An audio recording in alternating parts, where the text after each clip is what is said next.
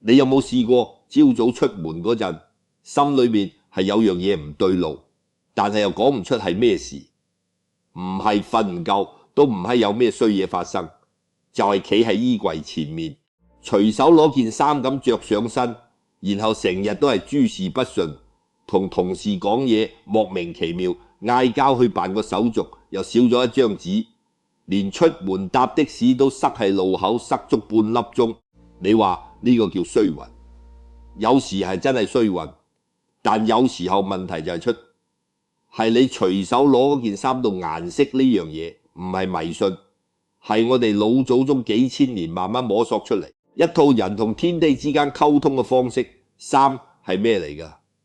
衫係你每日出門貼喺身上第一道嘢，係你同外界磁場最直接接觸嗰層皮膚着錯顏色，就好似你攞住把錯嘅鎖匙去開門，唔單止開唔到，仲可能越搞越亂，把自己嘅運氣越鎖越死。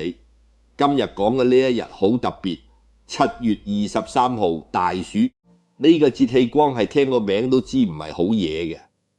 大暑係24節氣入面排第12，係一年裏面陽氣最盛、最燥、最容易令人心神不寧嘅一個關口。老話講土潤撈暑，大雨時行，即係話呢一日大地就係一個蒸籠，地氣往上蒸，雨氣往下壓，濕同熱搞埋一齊，人就係咁被悶喺裏面。你去問下任何一個大暑嗰日要係外面做嘢嘅工人，師傅佢實話你知，唔係熱，係嗰種喘唔過氣嘅熱，好似有人拎住條濕毛巾捶住你把口鼻咁。呢種天氣對人嘅情緒影響係好真實嘅。中醫話暑傷氣，即係暑熱最容易耗散人嘅元氣，令你提唔起勁，容易煩躁，做嘢做到一半就想收手。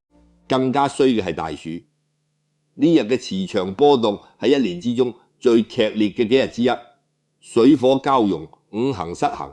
呢個時候如果你身上嘅顏色再同自己生肖嘅五行打架，咁呢一日過得好唔好，多少都要打個問號啦。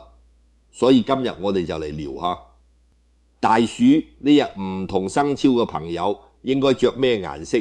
出門先講屬鼠嘅朋友，鼠係12生肖入面五行屬水，係天生嘅底色，聽落好似好掂水嘛，靈活聰明，識得轉彎。但問題就係大暑呢日係火氣最旺嘅時候，水火相克。屬鼠嘅朋友喺大暑前後往往會有種講唔清楚嘅焦慮感從心底浮上嚟，唔係有咩大事，就係心裏面毛毛地，坐都坐唔定。返工呢容易同人話唔投機，你講咗句我唔係咁意思㗎，對方偏偏往最壞嘅方向去理解，一件小事搞到變成大誤會。生活上呢，雞毛蒜皮嘅事好似蒼蠅咁圍住你轉東一流西一流，搞到你七分八素。點解會咁？因為大暑嘅火氣太盛，把屬鼠嘅水命能量壓到透唔過氣。呢個時候屬鼠嘅朋友最需要嘅係一種能夠幫自己補水嘅外力。點補？着白色、銀色或者淺灰色出門。五行裏面有個關係叫金生水，白色同銀色係五行屬金，而金能生水，即係話着上呢兩款顏色就好似幫你嘅能量場插上咗個充電器，源源不斷咁往你嘅水入面補充資源，讓你喺呢個最燥熱嘅節點多啲清涼嘅底氣。白色本身仲有一種隔絕浮躁嘅作用，就好似大熱天行咗好耐，街突然行入有冷氣嘅地方，外面點嘈都好，入到去就靜落嚟啦。具體點着唔使搞咁複雜，男士出門要傾嘢，換一件乾淨嘅白色麻或棉質恤衫，衫就集起上去透氣，又有型大暑。呢日着住出門，氣場會比你諗象中順好多。手腕上如果慣戴表，揀銀色表帶或者不鏽鋼款，低調但有用。女士嘅話，一個淺灰色或者米白色嘅袋，又或者揀對簡單嘅銀色耳環，都係幾實際嘅配搭。整體顏色越乾淨，越能幫你喺呢一日稀釋掉嗰啲黐黐粒粒嘅負面磁場。呢一日屬鼠嘅朋友有幾個顏色要避開，大紅色同純黑色。大紅色喺大暑呢日係火上加火，屬鼠本來就係水火相克嘅狀態，你仲着件大紅色出門，即係喺嗰條已經繃緊嘅繩上面再加多把力，口舌是非就係咁嚟噶啦。純黑色呢會令你整個人嘅氣場往下沉，悶住自己嘅水氣，令嗰種焦慮感越積越深。今日最好唔好碰。再講屬牛嘅朋友，牛嘅五行屬土，更加準確咁講係濕土。呢個定義幾有意思。濕土係咩感覺？你諗下，梅雨季節啱啱落完雨嘅泥地，踩落去係軟嘅，但係又重黐住你對鞋底，行一步費好幾步嘅力氣。屬牛嘅人本嚟就踏實捱得，呢個係濕土帶嚟嘅好質量。但到咗大暑呢日，麻煩你啦。大暑嘅物候特徵係土潤勞暑，成個大地本身就係處於一種過度潮濕、過度沉重嘅狀態。而屬牛嘅朋友本身就係濕土，呢日天地之間嘅濕土之氣仲係大量疊加，兩個重疊埋一齊，效果係咩？就係嗰種你明明冇做咩，但整個人好似背住袋沙行路嘅感覺，身體重，腦袋糊，想做個決定都覺得力唔夠使。更煩嘅係呢種糊嘅狀態，好容易令屬牛嘅朋友同屋企人生悶氣。唔係有咩大矛盾，就係講嘢唔啱路，氣氛唔對，家人問句嘢，你嫌佢囉嗦，你想講件事又講唔到重點，結果兩邊都逼住一肚氣，大家都唔開心。收場要解呢個局，需要木嘅力量。五行裏有個講法叫木能疏土，土太板結太沉重，需要木嘅根係去撥開佢，鬆開佢，讓空氣同水分流動得到。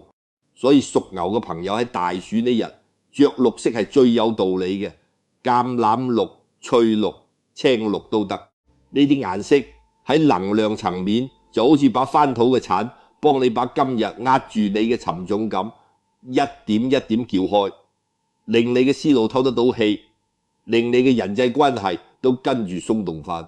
你睇下嗰啲成熟嘅橄欖綠或者軍綠色，點解令人睇落覺得穩而有生氣？因為呢個顏色本身帶住一種活着嘅土地嘅質感，唔係死板嘅黃土，係長住草嘅土，係有生命力喺裏頭噶。屬牛嘅朋友大暑着上呢個顏色就係話俾自己同周圍嘅磁場知，今日我唔係嗰池死泥，我係有根噶。着法上一件橄欖綠嘅 polo 衫係最慳事嘅選擇，男女都啱。如果你嗰日要出席嘅場合比較正式，唔方便着休閒款，咁配飾就可以解決問題。一條有綠色元素嘅絲巾，一隻帶有翠色石頭嘅戒指或者手鏈，效果都係有噶。袋揀個草木綠或者深青色款低調，但係磁場上係幫緊你嘅。屬牛嘅朋友大暑呢日要刻意避開嘅顏色係厚重嘅深褐色同土黃色，呢兩個顏色本身就係土嘅代表色。大暑本來就已經土氣太盛，你仲着上去，即係把自己埋進去，整個人嘅磁場更加封閉沉悶。本來靠住大暑嘅陽氣做得成嘅事，都可能就係喺呢種沉重感裏邊白白錯過咗。講完，屬牛有個朋友可能會問，咁屬馬呢？屬馬嘅朋友今年要格外留意，因為2026年係丙午年，係馬年。屬馬嘅朋友正係行本命年，本命年係咩感覺？好多人以為本命年係好運年，其實唔係嘅。本命年係你嘅生命能量同當年天干地支嘅氣場直接碰撞嘅一年。有啲人會因此開竅有突破，但同時亦係最容易失控、最容易出差錯嘅一年。而家仲未算到咗7月23號大暑呢日，本命年嘅火氣碰上一年之中陽火最旺嘅大暑，兩團火疊埋一齊，你話係咩情況？就係火上加火。屬馬本身五行係火，馬係南方之獸，係最有衝勁、最有激情嘅生肖之一。正常情況下，呢種火係好嘅，令你有剛勁、有魄力做嘢、有衝勁。但大暑呢日呢把火已經被天地之間嘅陽氣煽到極旺，再加上本命年自身嘅火，成個人就好似部引擎轉速超標，一個唔小心就會甩碌。甩碌係點甩法？係你可能一早返工，同事講咗句唔啱聽嘅說話，你平時可以一笑置之，但大暑呢日你可能直接頂返上去，搞到場面好尷尬。係你可能一時衝動答應咗一單唔應該接嘅生意，或者衝動落咗個之後後悔嘅決定。仲有一樣嘢要特別小心，大暑火盛，屬馬嘅朋友呢一日丟嘢失財嘅機率係高過平時嘅，可能係手機唔見咗，銀包跌落地，又或者係俾人訛咗佢一筆錢。唔係你係真係要留神。咁點解？因為火太旺嘅時候，人嘅心神係散嘅，注意力唔集中，做嘢容易粗心計數，容易出錯。呢啲都係火過盛帶嚟嘅副作用。要壓住呢把過盛嘅火，五行嘅答案係土，火生土，係五行相生裏面一個好實用嘅關係。火燒完之後留低灰燼，灰燼積聚變成土，即係話土係火嘅出口，火嘅能量可以透過土嚟疏導同轉化。屬馬嘅朋友大暑呢日要着嘅係黃色、米色、杏色、卡其色呢類泥土色系，呢啲顏色就好似塊大海綿，你身上嗰啲多餘嘅焦躁嘅火能量係咁被佢一點一點吸收掉，然後轉化成一種沉穩踏實嘅力量。你有冇發現好多成熟穩重嘅商界人士特別從意着米色、卡其色、淺駝色嘅衣服？唔係巧合嘅，呢類顏色本身帶住一種地氣，着上去會令人感覺可靠，有份量，唔容易俾人牽着鼻子走。屬馬嘅朋友，大暑呢日最需要嘅就係呢種感覺，唔好俾自己嘅衝動帶住走，要穩住。着法唔難，一條剪裁簡潔嘅米色亞麻長褲係大暑呢日嘅絕配。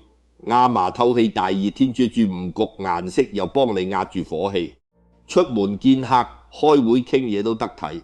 如果你係做銷售或者要面對比較難搞嘅客戶，卡其色恤衫係好選擇，穿上去整個人係帶住一種我好難激嬲嘅氣場。對方講嘢難聽，你都可以四兩撥千斤咁回應，唔會俾情緒主導咗成件事。袋或者公文包係話米白色、淺駝色、焦糖色都係今日嘅加分項。大暑呢日屬馬嘅朋友最要避開嘅係大紅色、橙色同埋高飽和度嘅暖色。呢類顏色喺五行上屬火，你而家已經係火上加火嘅狀態，再穿呢類顏色係真係火上澆油，唔係比喻，係真實能量層面嘅疊加。你可能會覺得着紅色好精神，好有衝勁。但大暑呢日着住紅色出門嘅屬馬朋友，往往係最容易喺最唔應該衝動嘅時候衝動咗。記住，今日嘅任務唔係衝，係揾屬猴嘅朋友要講嘅嘢就唔同啦。因為佢哋面對嘅大暑困局係另一種性質。猴嘅五行屬金，金係咩嘅感覺？堅硬有光澤有價值，但係有個致命弱點，怕火大暑。呢日火氣最旺，五行上叫做火克金，即係話烈火直接直敲住金。情況就係好似你拎住件金器放喺火爐上燒，金會慢慢變形，失去原本嘅形態同功能。屬猴嘅朋友喺大暑前後往往會有幾個明顯嘅徵兆：瞓唔着或者瞓落去，但係好多夢，腦袋停唔低，焦慮感莫名其妙湧上嚟。但係你又講唔出自己係焦慮緊咩嘢。另外，好多屬猴嘅朋友係大暑嗰幾日會遇到一種情況，破財，唔係大破財，係嗰種少少嘅莫名其妙嘅漏財。可能係手機屏爛咗要換，可能係原本談好嘅合作，對方突然話要再考慮，可能係去超市買嘢，明明只係想買2樣，結果推住個手推車出嚟係買咗成袋，係咁噶。點解會咁？因為火太旺嘅時候，金嘅收藏功能係會受影響嘅。金主收斂，主聚財，但火一克呢個功能就鬆動咗，財氣就係咁悄悄漏走。要護住屬猴嘅金，要用水五行入面水能泄火，同時亦能養金護金。想象你拎住塊滾燙嘅金屬放落冷水裏面，噗一聲，溫度急降金，從身邊都堅固同穩定。所以屬猴嘅朋友大暑呢日着深藍色撞青色、深灰色呢類帶住水元素嘅冷色調，就係咁幫自己降溫護金。深藍色同撞青色係尤其推薦嘅。呢2個顏色本身帶住一種沉着同冷靜嘅氣質，着上去係有種自動收斂情緒嘅作用，唔係壓抑，係一種由外而內嘅鎮靜。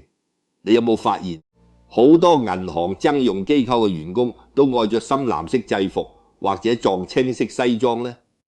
唔係純粹係公司規定，係幾千年人類集體智慧積累落嚟嘅審美直覺。深藍色令人覺得可靠，令人覺得財不外露，唔容易俾人盯上。屬猴嘅朋友大暑呢日，一件撞青色嘅恤衫係最實用嘅選擇，簡單百搭，男女都啱。如果你係需要出席比較正式場合，一件深藍色西裝外套配白色底衫，既穩陣又有型。配件呢，深灰色嘅袋，深藍色嘅皮帶，又或者一遮有深色表面嘅表，都係幫你鞏固今日嘅能量場。仲有一個小技巧想分享俾屬猴嘅朋友。大暑呢日，如果你係行緊路，突然心裏面起咗一個念頭，呢樣嘢買唔買好呢？或者呢個決定要唔要即刻做？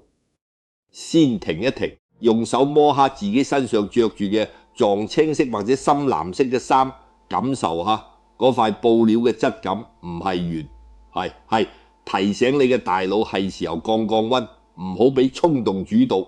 好多時屬猴嘅朋友喺大暑呢日後悔嘅決定，都係嗰幾秒鐘衝動嘅產物，而唔係深思熟慮嘅結果。大暑呢日屬猴嘅朋友一定要避嘅係亮黃色同紅色。亮黃色係土色，土生金，本來係好嘅，但係大暑火旺呢日嘅亮黃色反而會同火氣糾纏埋一齊，效果唔係補金，係更加亂。紅色就更加直接。火克金，你着住紅色出門係主動引火燒身，今日漏財做錯決定嘅機率就係咁上升。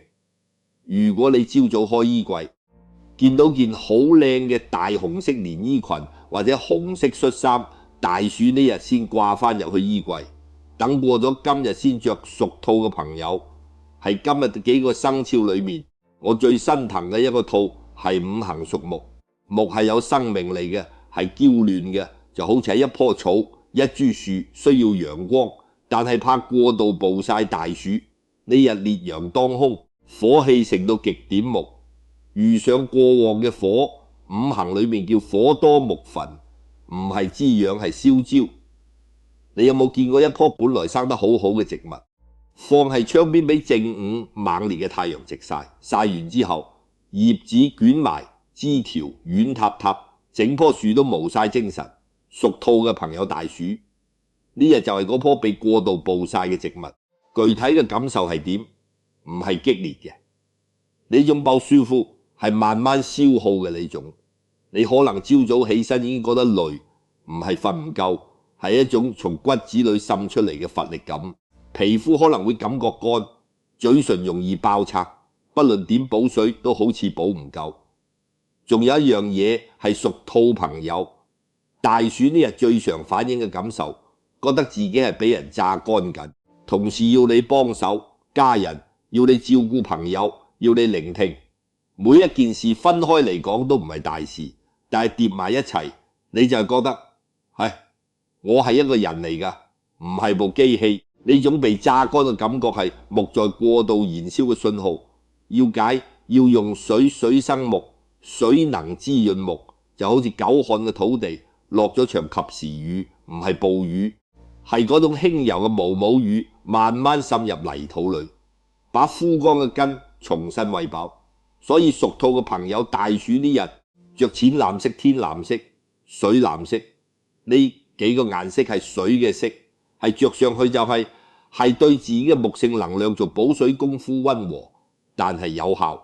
淺藍色仲有一個好處，係佢本身帶住一種平靜同清涼嘅氣質。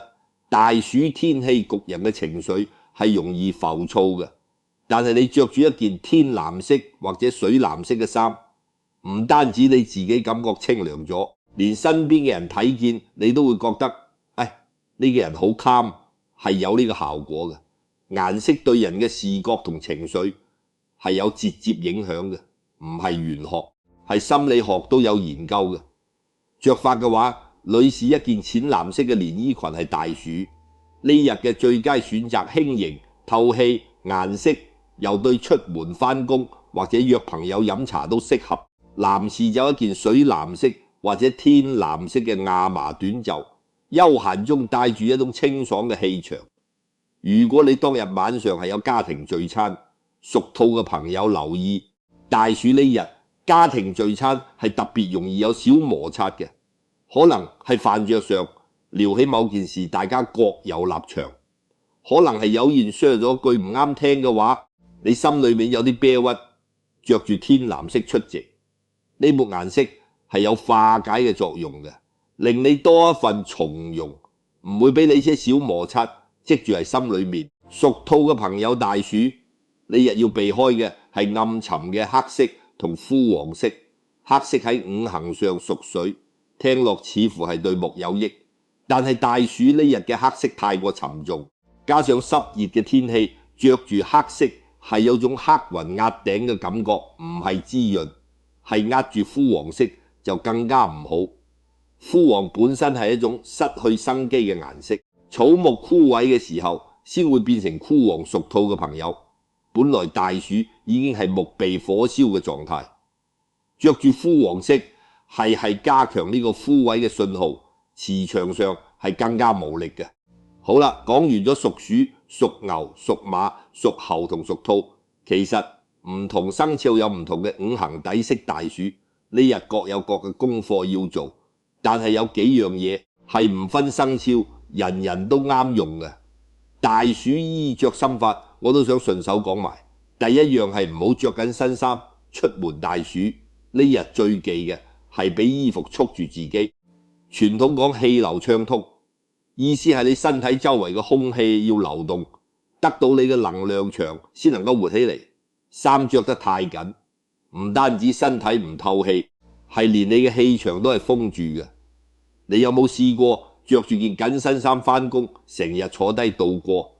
下晝嗰陣係咪會有種莫名嘅煩躁，坐立難安？唔一定係工作壓力，有時候係件衫束住你氣流，唔通人自然就焦躁。大暑你係選寬鬆一點嘅板型棉或者亞麻嘅物料，讓空氣喺你身邊流動，你嘅心情係真係會好一截嘅。第二樣係流汗之後要換衫。大暑天熱出汗係正常嘅，但係好多人習慣出完汗就咁坐喺冷氣房入面吹乾，覺得冇所謂。傳統玄學裏面有個講法叫晦氣積聚，濕熱交加嘅衣服沾住你嘅汗，係同時沾住你一日裏面接觸過嘅各種雜亂能量。你坐喺辦公室接觸過好多人，有正有負，呢啲能量痕跡都係有機會留喺衣服上面嘅。着住件汗濕嘅衫繼續行，從玄學角度係晦氣係身，容易招小人同病氣；從實際角度係又焗又臭，令人唔舒服。大暑呢日你嘅袋裏多放件備用嘅薄衫，流汗之後換上去，呢個係真係對自己好嘅小動作。第三樣，趁大暑呢日執下衣櫃。大暑係一年之中陽氣最旺嘅一日，陽氣有殺菌、有驅邪、有清理嘅作用。老祖宗係大暑前後有曬書、曬衫、曬嘢嘅習慣，把收藏已久嘅東西拿出嚟透透氣、曬陽。都係借住呢日強烈嘅天地陽氣嚟做一次深度清潔。你衣櫃裏面係咪有啲衫係係箱底好耐都唔着？係咪有啲衫係你每次見到都唔想揀，但係又捨唔得丟？仲有啲係着上去心情就會差嘅，可能係某段唔開心時期買嘅衫，可能係着去見過某個唔愉快嘅人。嗰件衫呢類衣服係帶住舊日滯留嘅能量嘅。趁大暑呢日陽氣最足，執起心肝，把呢啲衫清理出去，係度幫你自己清理陳舊停滯嘅氣場，讓新嘅好嘅能量有空間進來。斷捨離唔係話要你大手大腳把衣櫃清到空空如也，係話把那些真係令你心情唔好，已經唔再服務你嘅衫，大暑呢日送佢哋離開。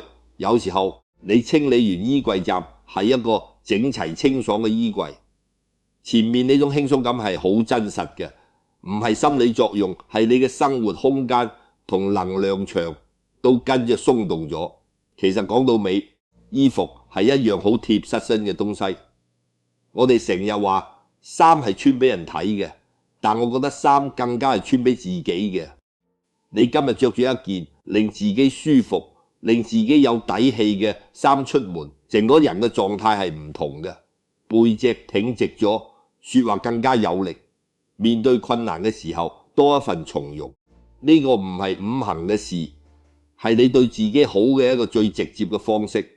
大暑呢日唔需要買新衫，唔需要做好多嘢，就係打開衣櫃，根據自己嘅生肖揀一件顏色對路嘅衫，着上身出門嘅時候，深吸一口氣，話俾自己聽，今日係個好日子，我準備好啦，就係咁簡單。一年裏面最熱、最燥、最考驗人嘅呢個夏日關口，我希望你能夠着得舒服，過得清涼，心裏頭有底氣。身邊如果有你掂住嘅人，朋友也好，家人也好，同事也好，不妨把今日講嘅嘢分享俾佢哋，讓佢哋大暑呢日都能春。對顏色出門少些折騰，多些順遂，等天氣涼翻少少，我哋再坐低飲杯茶繼續聊。